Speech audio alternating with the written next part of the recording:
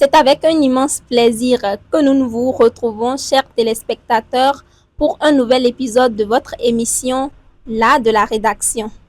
On apprend à manier des mots pour construire des phrases et des phrases pour produire des textes avec un seul objectif, l'esthétique littéraire dans la production écrite. La série consacrée à l'épreuve de français au bac se poursuit et nous nous penchons aujourd'hui sur un exercice fondamental et intéressant, le commentaire composé. Nous aborderons les outils d'analyse indispensables pour réussir cet exercice, ainsi que la manière de formuler des axes de réflexion pertinents. Nous apprendrons également à identifier et à interpréter les procédés formels.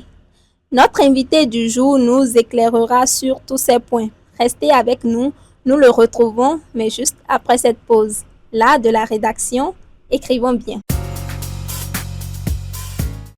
C'est toujours un immense plaisir de vous accueillir sur ce plateau, Monsieur Valdo Kinsou. Vous êtes enseignant de français en service au CEGEN de Pobet et également l'actuel président de l'Association des professeurs de français du Bénin, section Plateau. Bienvenue à vous. Merci beaucoup, plaisir partagé. Merci. Nous avons déjà eu le plaisir de vous recevoir sur ce plateau où nous avons discuté de l'importance de l'introduction et de la conclusion lors de la rédaction d'un sujet de dissertation ou de discussion. Nous nous consacrons toujours à l'épreuve de français au bac et aujourd'hui nous allons aborder une partie importante. Il s'agit du commentaire composé. Avec vous, nous aurons quelques éclaircissements sur l'exercice du commentaire composé. Nous aimerions d'abord savoir ce qu'est un commentaire composé de façon très simple. D'accord, très bien. Merci de me faire à nouveau l'honneur d'être sur votre plateau pour parler ce soir du commentaire composé. Oui. Alors, le commentaire composé en termes simples, c'est un exercice littéraire qui consiste pour l'apprenant de lire et d'analyser un texte littéraire en faisant ressortir et les éléments de fond et les éléments de forme pour montrer sa richesse littéraire. Merci beaucoup. Donc, il s'agit de montrer la richesse littéraire d'un texte proposé. Et comment se présente cet exercice sur l'épreuve de français au bac? Bien, sur l'épreuve, c'est un exercice qui se présente d'abord à travers un texte. Oui. Un texte de 20 à 30 lignes que l'on propose au candidat. Oui. Et une tâche.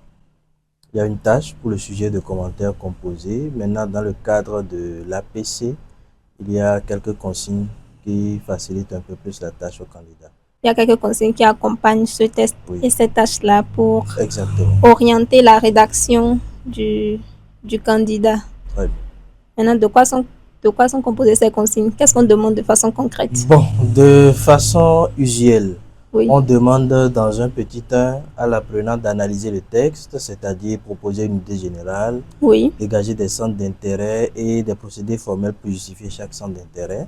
Oui. Et en petit 2, on demande à l'apprenant de rédiger son commentaire composé. Donc, la grande tâche se trouve au niveau de l'analyse du test. C'est exact. Et pour analyser le test, il faut certainement des outils d'analyse. Ah oui, ça c'est vrai. Il faut des outils pour analyser un texte. Il faut des outils pour analyser un texte. Et qu'est-ce qu'on appelle outils d'analyse littéraire? Bon, outils d'analyse littéraire, ce sont des instruments qui permettent au lecteur ou à l'apprenant, dans le cadre pédagogique bien évidemment, de faire ressortir les éléments de forme qui contribuent au sens du texte. De faire ressortir des éléments de forme qui contribuent au sens du texte. Est-ce que vous pouvez me donner un exemple? Bon, comme exemple, les tonalités de texte. Oui. J'allais même commencer par les figures de style parce que ce sont les outils que les apprenants connaissent et utilisent le plus. Oui. Nous avons les champs lexicaux, les champs sémantiques, la polysémie, le vocabulaire appréciatif, la dénotation, la connotation, les éléments de versification, les éléments syntaxiques comme la construction de la phrase, la nature, j'ai parlé de la nature, des classes de mots, les fonctions, la position des mots dans le texte, dans la phrase, ainsi de suite. En tout, il y a toute une dizaine d'instruments que l'on peut utiliser pour analyser un texte. Il y a tellement d'éléments, donc ça ne se limite pas aux figures de style. Non, il faut déjà que nos apprenants oublient que quand on dit commentaire composé directement, il faut penser aux figures de style. Ah non, pas du tout. Il y a plusieurs autres éléments Il y a beaucoup d'autres éléments. Et comment est-ce qu'on peut repérer ces éléments-là dans un test littéraire? Parce que vous venez de le dire, les élèves pensent très souvent aux figures de style, donc ils sont à la chasse des figures de style. Maintenant qu'ils savent qu'il y a plusieurs autres éléments, comment procéder pour pouvoir repérer ces éléments-là dans le test? Bon, écoutez, c'est là où l'apprenant se fait rattraper par tout ce qu'il a négligé comme notion de grammaire, de conjugaison au premier cycle. Parce qu'il faut les connaître pour pouvoir les utiliser. Exactement. Il n'y a pas une technique spéciale pour identifier des outils d'analyse. Il faut les avoir. Ce sont des instruments que l'apprenant doit avoir pour pouvoir analyser le texte. Il faut connaître par exemple les temps verbaux, leurs valeurs, les valeurs des modes. Il faut connaître les fonctions de l'adjectif qualificatif. Il faut savoir quand l'adjectif qualificatif est antéposé, qu'est-ce que cela signifie. Quand il est postposé, qu'est-ce que cela signifie. Il faut connaître la versification, les règles qui régissent l'analyse et l'écriture d'un texte poétique. Donc, il faut les connaître. C'est pourquoi dans le cours, surtout en classe de première, lorsqu'on est à l'initiation du commentaire composé, l'enseignant prend beaucoup de temps pour étudier ou revenir sur les instruments d'analyse littéraire, afin de pouvoir faciliter la tâche exact. Aux élèves lorsqu'ils sont en face d'un exercice de commentaires composés. C'est cela. Mais les consignes ne demandent même pas très souvent de repérer les outils. Ils disent plutôt de proposer des centres d'intérêt. Oui, quelque part les consignes demandent de repérer les outils, mais sous un autre nom. Nous allons revenir certainement là-dessus. Oui, mais il y a des centres d'intérêt. Les centres d'intérêt, ce sont les axes de lecture. Oui. Ce sont les axes de lecture que l'apprenant va exploiter pour faire son analyse. Oui. Et comment est-ce qu'il procède pour les proposer lorsqu'il a en face de lui un test? C'est une grande question que vous posez là. Hein? Bon. Alors, moi, je dis souvent à mes apprenants que le choix ou l'identification des axes de lecture qu'on appelle centre d'intérêt peut dépendre du type de texte. Peut dépendre du type de test. Lorsque je suis avec un test de type descriptif, par exemple, je gagnerai à explorer les différents champs lexicaux. Quand bien même la technique des champs lexicaux peut s'appliquer à plusieurs autres textes. Mais spécifiquement pour la description, on peut s'appuyer beaucoup plus sur le réseau ou les réseaux lexicaux à l'intérieur du texte. Oui. Lorsque je suis dans un test narratif, je gagnerai peut-être à voir un peu les forces en présence. Là où on parle des actants. Les actants, les forces agissantes, voilà, dans le récit pour identifier mes centres d'intérêt. Quoique, je peux toutefois essayer d'identifier les réseaux, en tout cas les champs lexicaux également. Dans le test. Lorsque je suis dans un texte argumentatif, là, je vais essayer de voir un peu le vocabulaire évaluatif, vocabulaire appréciatif. À quel moment est-ce que l'auteur utilise des termes dépréciatifs? À quel moment est-ce qu'on peut repérer des modalisateurs, ainsi de suite, pour identifier les centres d'intérêt. Donc, en gros, je dis souvent que cela peut dépendre du type de test, mais chaque apprenant ou chaque enseignant a également un génie pour amener les apprenants à savoir identifier, les centres d'intérêt dans un test. Les centres d'intérêt, est-ce des phrases nominales, des phrases verbales? Ah oui, ce sont des phrases nominales, ce sont des titres. Ce sont des titres. Ce sont des titres. Ce sont des titres que l'on donne à ces axes de lecture que l'on veut exploiter dans le test. En tout cas, les centres d'intérêt doivent être formulés comme des titres et donc des phrases nominales. Des phrases nominales, très très important. À la suite des centres d'intérêt, il est souvent demandé d'identifier les procédés formels, certainement pour justifier les centres d'intérêt qui ont été relevés. C'est quoi un procédé formel? Bon, un procédé formel, pour moi, ce sont les outils d'analyse. Ce sont les outils d'analyse. Des outils d'analyse qui me permettent de justifier les centres d'intérêt que j'ai choisis. D'accord. Maintenant, je vais revenir sur les centres d'intérêt. Quand on parle de centre d'intérêt, ça dépend de la sensibilité, en fait, de l'apprenant, de la sensibilité littéraire de l'apprenant. Cela veut dire quoi? Que les centres d'intérêt que vous trouverez pour un texte peuvent ne pas être les mêmes que je trouve. D'accord. Donc, il fallait que j'insiste là-dessus. Maintenant, quand je reviens au niveau des procédés formels, ce sont des éléments que j'utilise pour justifier mes centres d'intérêt. Donc, c'est comme de l'argumentation, en fait. Quand on dit commentaire composé, on dit souvent que c'est une dissertation sur un texte. Oui. Donc, c'est une argumentation. Oui. Maintenant, les procédés formels, ce sont les instruments d'analyse que je trouve dans le texte pour justifier le centre d'intérêt que j'aurais choisi. Et je dis souvent qu'il faut faire la différence entre procédé formel et indice textuel. Parce que généralement, les apprenants prennent des indices dans le texte. Vous allez voir par exemple, Kofi a faim.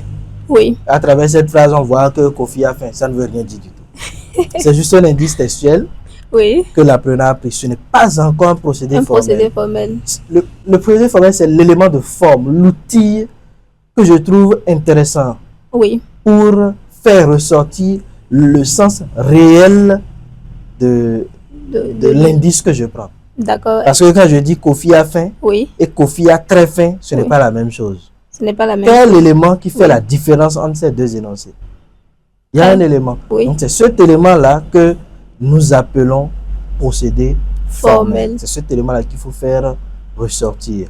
C'est pourquoi, surtout au niveau de cette consigne 2, qui demande à l'apprenant de trouver des procédés formels, moi je demande souvent aux apprenants de faire un tableau.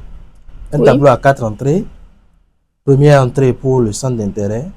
Deuxième entrée, procédé formel. Troisième entrée, indice textuel.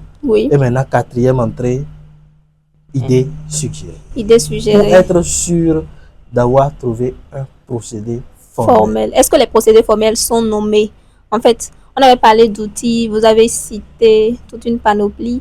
Lorsqu'il relève le procédé formel, s'il s'agit, par exemple, d'un verbal imparfait, est-ce qu'il le nomme ou il écrit tout simplement? Je n'ai pas trop compris. Bon, je vais utiliser... Mais simplement, verbal imparfait, c'est ça? Au niveau du procédé formel. Oui, il précise le verbe. Il précise le verbe. Précise le verbe. Et est-ce qu'il précise le temps auquel ce verbe-là est conjugué? Par exemple, s'il relève une figure de style, si c'est une comparaison, au niveau du procédé formel, qu'est-ce qu'il écrit? Il écrit la figure de style, comparaison. D'accord. Et au niveau de l'indice? Au niveau de l'indice, elle sourit comme un bébé. D'accord, là, il écrit la phrase. Ou bien, elle est comme une fleur. D'accord. Maintenant, au niveau de l'idée suggérée, on fait ressortir l'idée qui se trouve derrière cette comparaison. Pourquoi est-ce qu'on compare le personnage à une fleur? Pourquoi est-ce qu'on compare le personnage à une rose? Comment fonctionne cette comparaison ou bien cette métaphore ou bien cette hyperbole, ainsi de suite. Il en est de même lorsque j'exploite un temps verbal, lorsque je dis emploi de l'imparfait de l'indicatif. Au niveau de l'indice textuel, je mets Kofi avait faim. Pour revenir à l'exemple de tout à l'heure. Maintenant, pourquoi l'auteur préfère utiliser l'imparfait de l'indicatif? Vous parlez de la fin de Kofi. C'est cela l'idée suggérée. Et j'allais y venir justement. Je crois que relever simplement les procédés formels, ça reste un travail inachevé. Ça ne sert à rien du tout. Ça ne sert à rien du tout. Le plus important, c'est de pouvoir interpréter l'idée que suggère ces procédés formels. Et je crois que très souvent, les apprenants ne s'en sortent pas trop. Parce qu'ils se concentrent sur la nature des procédés, à savoir, j'ai pu relever une comparaison, j'ai pu relever une métaphore et tout. Mais comment est-ce que je suis sûre que j'ai bien interprété? Ah ben c'est un travail qui se fait en classe. C'est pourquoi lorsque, au niveau des instruments d'analyse, par exemple, le professeur revient sur les figures de style, il explique maintenant comment fonctionne la figure de style. Quand je dis, elle est une rose, passez-moi votre prénom s'il vous plaît. Caroline. Caroline est une rose. Pourquoi est-ce que je fais cette métaphore-là? Pourquoi je compare Caroline à une rose? Qu'est-ce que la rose symbolise? C'est tout un travail qui se fait en classe, qu'on leur apprend. C'est ce qu'on leur apprend d'abord. On leur apprend à interpréter, quand c'est une figure de style, à interpréter cette figure de style-là. À quoi renvoie la rose? À la beauté, au parfum, ou peut-être que c'est l'idée des épines de la rose qu'on veut faire ressortir. Oui. En tout cas, Tout les cela attributs s'étudie en classe. en classe. Et l'apprenant doit apprendre à montrer comment fonctionne cette figure de style-là.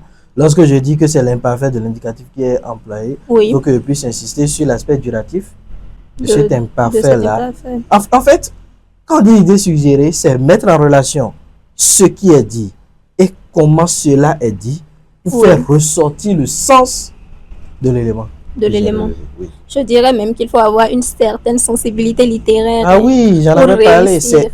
C'est un exercice qui amène l'apprenant à révéler sa sensibilité littéraire. Oui. Et pour avoir une sensibilité littéraire, il faut avoir beaucoup lu. Il faut avoir beaucoup. On ne peut pas s'en passer. Oui. On ne peut pas s'en passer. Et c'est justement pour cela que certains apprenants pensent que c'est un exercice difficile.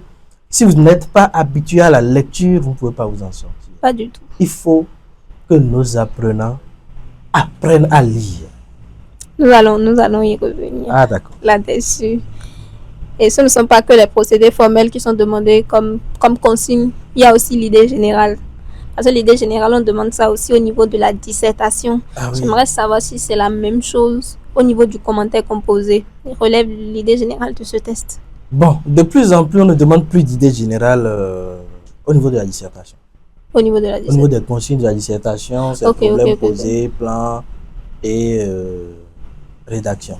Oui, C'est au niveau de la contraction de texte on demande qu'on demande parfois l'idée générale. Maintenant, pour revenir aux commentaires composés. Une idée générale, c'est le texte en une phrase. Le test en Dégager une phrase. l'idée générale d'un texte, Oui, c'est rendre le texte en une phrase. Cela ne veut pas signifier qu'il faut faire une phrase longue avec plusieurs compléments circonstanciels, non. Hmm. C'est le texte en une phrase simple s'il le faut. En une phrase simple. C'est-à-dire quand je lis votre idée générale, Oui, je sais ce qui est dit dans, dans le le test. texte. C'est cela, Tout simplement. tout simplement, très simplement. Très, très simplement. D'accord. Lorsque vous étiez en train de parler des procédés formels, vous êtes revenu sur l'importance de la lecture. Oui. Et je vais vous poser justement la question. En quoi est-ce que la lecture facilite la réussite de cet exercice littéraire? Alors, vous savez, quand vous ne lisez pas, Oui, il vous manque une certaine sensibilité. forcément. Lorsque vous lisez, vous découvrez. Lorsque vous lisez, votre curiosité est aiguisée. Parce qu'au fur et à mesure, c'est comme les séries, les films. La série que j'utilise très souvent pour donner l'exemple, c'est la série 24 heures chrono. Oui, Lorsque vous suivez un épisode, vous avez systématiquement envie de découvrir ce qui vient après. Ce qui fait qu'à l'époque où cette série était en vogue, tout le monde veillait pour pouvoir devant la découvrir la télévision suite. pour pouvoir découvrir la Ça va suite. être le C'est suspense. cela. C'est la même chose lorsque vous lisez. Il y a un suspense et vous êtes pressé de découvrir la suite. Et en cherchant à découvrir, en cherchant à comprendre, Oui, vous allez vers le dictionnaire. Vous lisez, vous relisez. Vous allez vers le dictionnaire pour mieux comprendre. ce qui est dit. Pour mieux comprendre ce qui est dit. C'est ce qui aiguise non seulement votre curiosité, mais votre sensibilité à l'endroit du livre. Lorsque cette sensibilité est là, Oui, vous lisez facilement, vous prenez du plaisir à lire les textes littéraires, les textes proposés. Vous voyez l'enfant qui n'est pas habitué à lire les œuvres déjà narratives, oui, a oui. du mal à bien lire un texte poétique. Ce qui fait Oui. que souvent, quand on donne les textes poétiques en commentaire composé, les apprenants trouvent cela difficile. Alors qu'il faut être un habitué de la lecture. Pas parce que c'est compliqué, hein. Il Non. faut être un habitué de la lecture, s'intéresser beaucoup plus à la lecture, au beau discours, Oui, pour trouver cela facile. facile.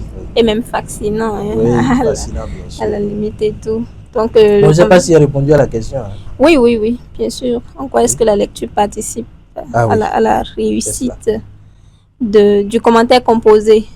Je ne sais pas s'il y a quelque chose que vous avez oublié de dire toujours sur le Bon, commentaire bon. composé et qui serait important pour les apprenants. Alors, je vais commencer par rappeler, si je l'avais déjà dit, que le commentaire composé est un exercice très facile. Moi, je trouve que c'est d'ailleurs l'exercice le plus facile des trois. Oui. Pourquoi? Parce qu'ici, on vous demande juste d'appliquer. D'appliquer ce que vous savez déjà Depuis la sixième. Sur un texte. C'est tout aussi simple que ça. Tout simplement. Tout simplement. Donc, il faut que l'apprenant enlève de sa tête que c'est un exercice compliqué. C'est un exercice très facile. Il suffit juste de savoir appliquer ce que l'on connaît. Déjà. Il n'y a pas de corriger type rigide quand il s'agit du commentaire composé. Donc, chacun peut exprimer sa sensibilité tout en faisant bien évidemment attention à la tâche. Oui. Et ça, c'est ce que j'avais oublié. Souvent, les apprenants prennent la tâche comme un centre d'intérêt.